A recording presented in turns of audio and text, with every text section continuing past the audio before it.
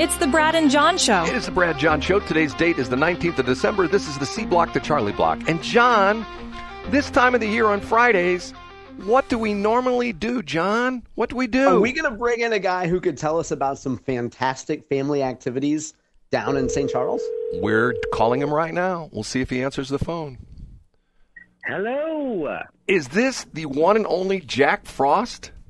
Don't even talk to me, Brad. The last time I spoke to you is 15 degrees outside. Now what? What did you do? Okay, first off, can I give you a little bit of feedback from your last performance here a week ago on Friday? Oh, please, by all means. I'm always thrilled by critics. I had several listeners who complained that you weren't in your normal great form. You didn't use that many crazy weird stories and puns and crazy different categories for things you talk about. Were you not feeling well? Were you under the weather last week, Jack Frost? Oh, listen to you. Aren't you funny? Well, you know what? I'm on a different medication now. So I'm on the Snozempic. Someone saw me in Titanic as the iceberg and said, "Oh, you were a little bit. You sank that ship." So I'm on the Snozempic. So I think that had to do with my regular wit. Had a little bit of brain freeze last week. So I apologize to all your listeners. But here we are. We're back and better than ever. Jack is one of how many characters now this year? We have 50 characters. 50 characters at the incredible Christmas traditions on Main Street in St. Charles. And how many years is this? This is what, 51 now? 51? It's 51 for Christmas traditions, and if people haven't been there, they need to come. It's like a Hallmark movie without the sappy story. So there's no guy coming back from the big city to meet his girlfriend who now runs the flower shop in the small town? Isn't there nothing like that? That's right. We're all making maple syrup and somehow living in a barn that is $3.5 million. Jack, give the rundown for this weekend, times for tonight, tomorrow, and Sunday. Yes, so we're wrapping it up this weekend. So we come back tonight, Friday, from 6 p.m. to 8:30. Tomorrow, Saturday, noon to 8:30. And then Sunday, everything kicks off with a Santa parade at noon and goes to 5 o'clock. And then next Wednesday, Christmas Eve, our final day, special hours, 11 a.m. to 2, and we'll have the Santa send-off ceremony at 1:30 at the iconic gazebo on Main Street. Now, how's attendance been this year? You doing okay? Well, I'm not. I'm practically a puddle. It's going to be, I hate, if kids are listening, put your earmuffs on, because there is no White Christmas this year. It is more Melakalikimaka than White Christmas. But fortunately, if people come to Main Street, there are plenty of ice cream shops. And Brad, do you know what I call ice cream? It's not the stuff that comes out of the machines at McDonald's that's always broken, correct? No. Ice cream is what I call cannibalism. So there we go. So by all means, come, get yourself a scoop of Olaf or Frosty and walk around and have a good time on Main Street. Jack, if people want more information, I bet you know the website, don't you? I bet I do. I love the winternet. So go to stcharleschristmas.com, stcharleschristmas.com. Can I ask you one favor? Please do. Can I get you on the air on Tuesday for a final send-off? Because you will have, obviously, the weekend will be past. Excuse me, let me clear my voice here. The weekend will be past, but we can get you on Tuesday to talk about Christmas Eve. Is that okay one more time? It means so much that you're getting choked up. So, yes, I would do anything for you.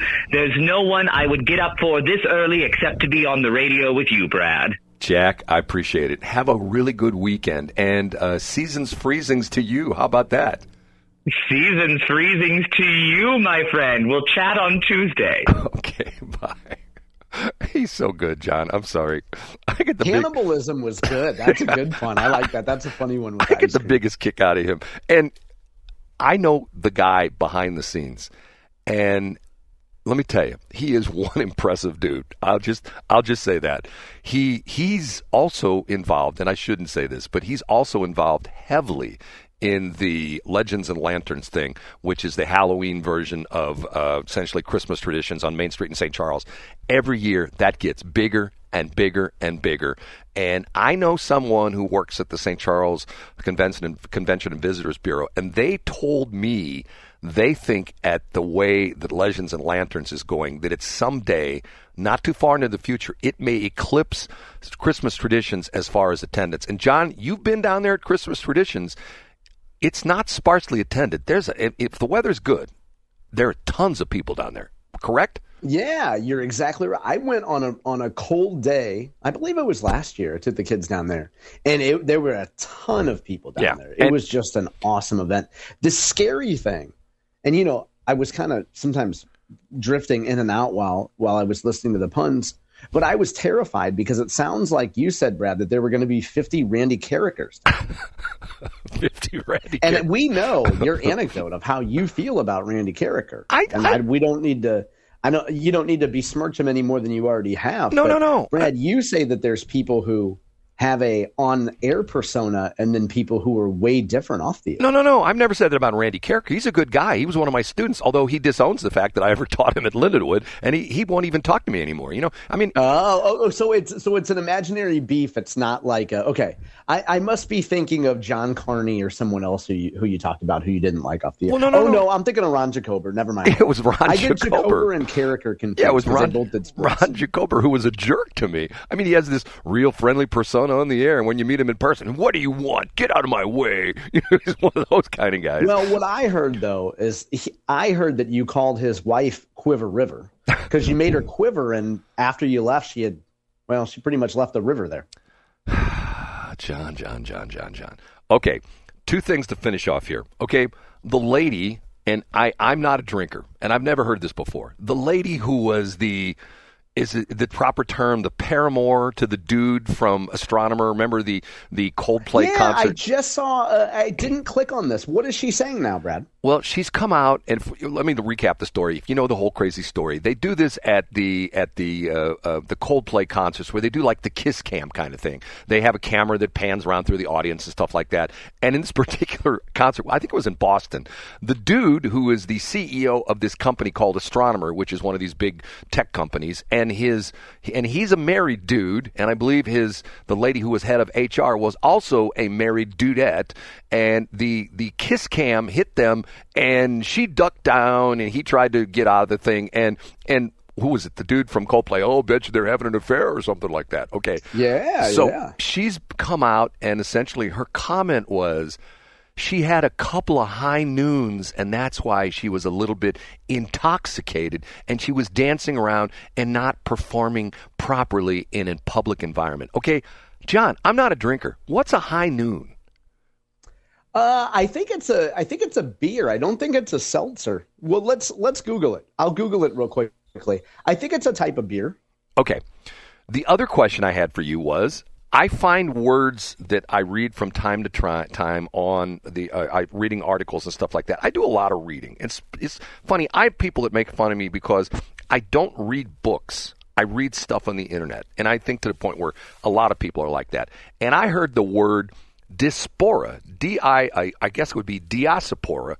It's Diaspora. Diaspora. Okay, I've never heard that word before. Do you know that word?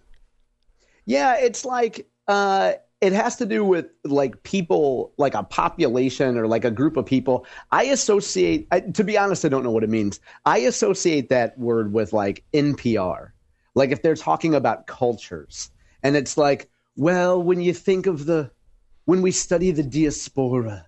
I think it's like anthropology or something like that. Okay, you want the actual definition? I do, yeah. The dispersion or spread of a people from their original homeland. And then one of the other definitions is people who have spread or been dispersed from their homeland. Quote, the Latin American diaspora has spread across the United States. The dispersion of the Jewish people beyond Israel in biblical times. A secular interpretation of Jewish history in antiquity and during the diaspora. In other words, it's like if the Italians have left Italy, they've come to the United States, that's diaspora. I see. Okay, that would make sense of why NPR, I associate it with NPR. Right, because they're going to say, oh, you're being so cruel to all these immigrants. The diaspora of the African nations. Right. Now, the interesting part of this is this dovetails into this bizarre story. Now, John, I have to tell you, I never said this on the air, but when they had this horrendous shooting at Brown in Rhode Island? Is that in Providence? I think Brown's in Providence, isn't it? Yeah. Okay, and then a couple days later, the MIT professor was assassinated. I thought to myself, there's a connection between these two. I really did. I thought this is just sort of weird. And there were things said by, and if you remember, here we go again, it's sort of like, remember we had all the congressional hearings where they brought all the heads of the universities up to the congressional hearings, and they all came off really bad. Remember, and a couple of them resigned. Yeah, they did. You're right, Brad. Okay, this lady who runs Brown was not very good on camera, and they kept asking her what event was in this room that this guy shot up and killed these two people and wounded like 9 or 10 other people. And she says, I don't know.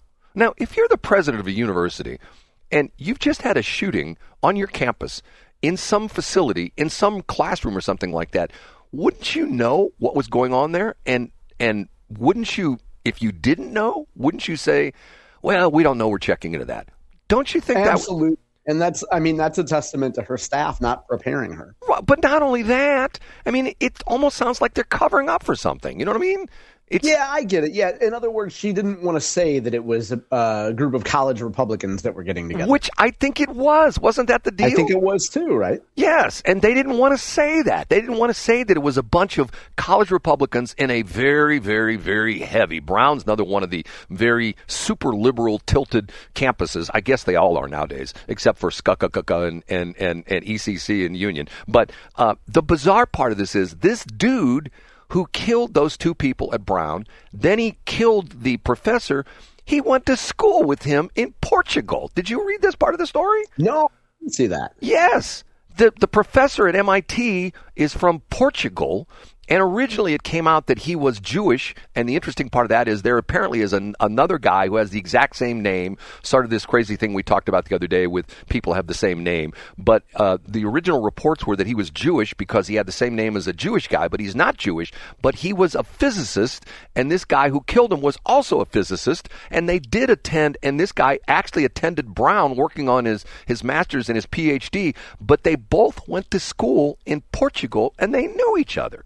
And I'm going like, this is so weird. Which is not a coincidence, right? Right. Essentially, so in other words, and they're trying to figure out, okay, what's the connection between, we've come up with the connection between this guy and the MIT professor. What's the connection with the students at Brown? Is there some connection between them, or is he just like an anti-Republican, anti-conservative, then he decided to shoot up the Brown campus, and then he goes and blows away his fellow classmate? It's just weird. And the whole bizarre thing about it is that, once again, and it's interesting, I find this interesting, people going like, well, how come they can't find it? The police had all this stuff going on, and now it comes out they knew a couple days ago who this guy was.